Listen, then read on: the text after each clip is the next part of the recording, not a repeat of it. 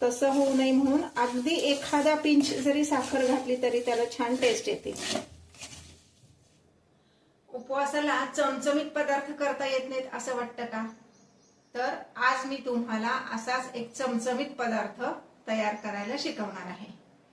नमस्कार, आऊचा खाऊ या यूट्यूब चॅनलवर मी मेधा तुमचं सगळ्यांचं मनापासून स्वागत करते।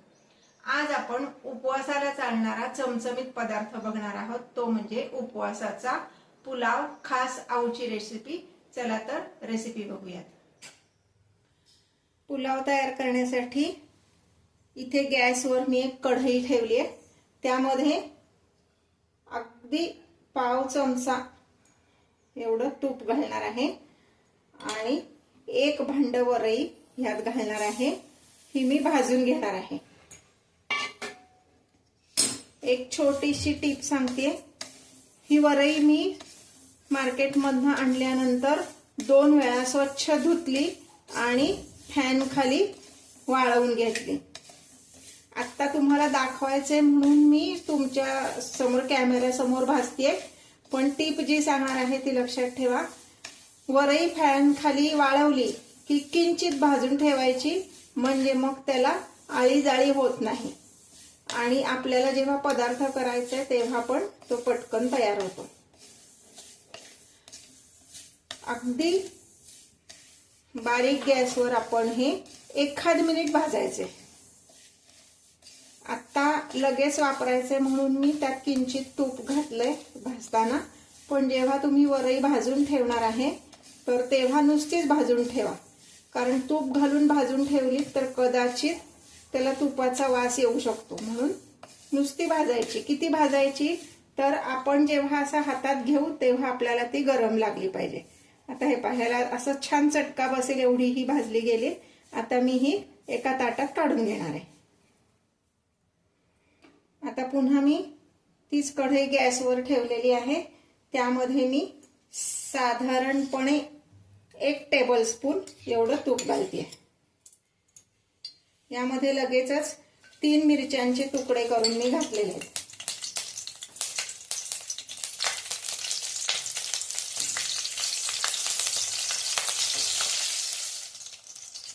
यामध्ये पाव वाटी एवढे शेंगदाणे घालायचे, कच्चेच घातलेले आहेत, ते छान असे आपण तळून घेणार आहोत यातच।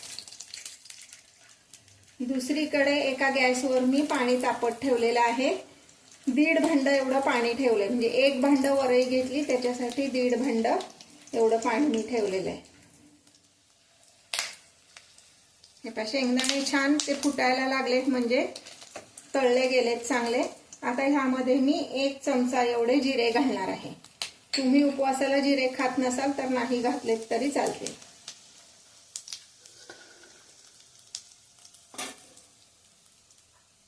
यामध्ये आता मी लाल भोपळा घालणार आहे, छोट्या फोडी करून घालायचे।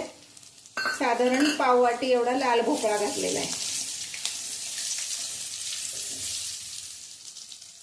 साधारण पाव वाटी एवढे रताळ्याचे काप घालायचे।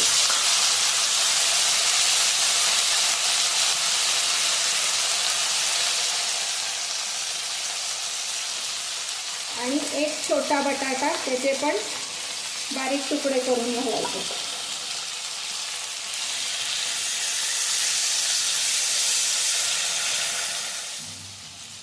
यामध्ये साधारण 1 पिंच फक्त एवढं मीठ घालायचंय, ज्याच्यामुळे भाज्या पटकन शिजतील आणि भाज्यांना चव चांगली येईल।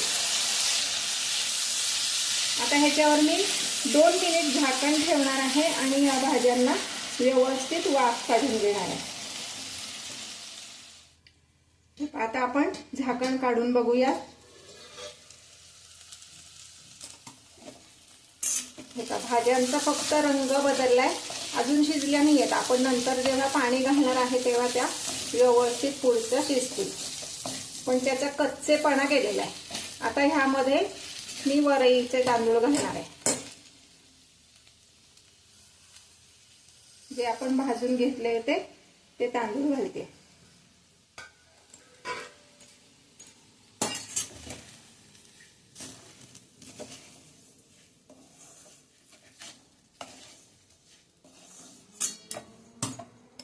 आता यामध्ये 1 चमचा मीठ घालणार आहोत।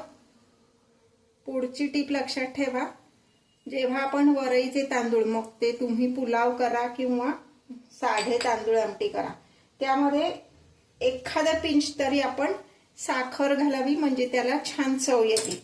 नाहीतर काय होतं, वरई तांदूळाला स्वतःची अशी काही चव नसते, मग ते बेचव लागतात आणि मग प्रत्येक वेळेस वरनं मीठ लावून खाल्लं जातं। तसं होऊ नये म्हणून अगदी एखादा पिंच जरी साखर घातली तरी त्याला छान टेस्ट येते। आता ह्यामध्ये मी पाणी घालणार आहे।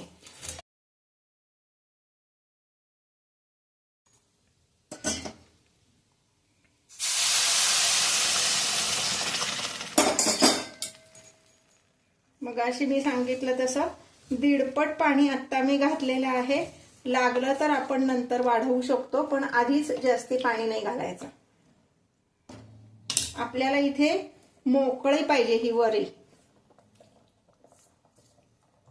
आता हे मी 5 मिनिटासाठी झाकण ठेवून शिजवून घेते। हे 5 मिनिटं झालेली आहेत, मी आता दाखवते तुम्हाला।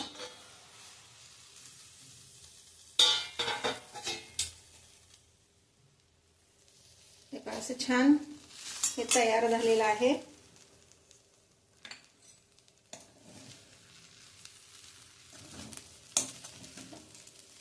नंतर मी किंचित म्हणजे अगदी अर्धा भांडा एवढंच पाणी ह्यात घातलं होतं। हा आपला पुलाव तयार आहे। थोडंसं गार झाला ना की हे छान असं मोकळं होईल। गॅस बंद करते। हे पहा, हा आपला पुलाव सर्व करण्यासाठी तयार आहे। पाण्याचं प्रमाण मात्र तुम्हाला त्या वेळेस ठरवावं लागेल, कारण बऱ्याचदा काय होतं, वरई पण पाणी कमी जास्त शोषून घेते आणि आपण ह्यात बटाटा आणि रताळा घातलेला आहे, तर बटाटा बऱ्याच वेळा जास्त पाणी शोषून घेतो। त्यामुळं त्या वेळेचं प्रमाण तुम्ही तुमच्यानुसार ठरवा किती घ्यायचं ते। आता आपण हे सर्व करूयात।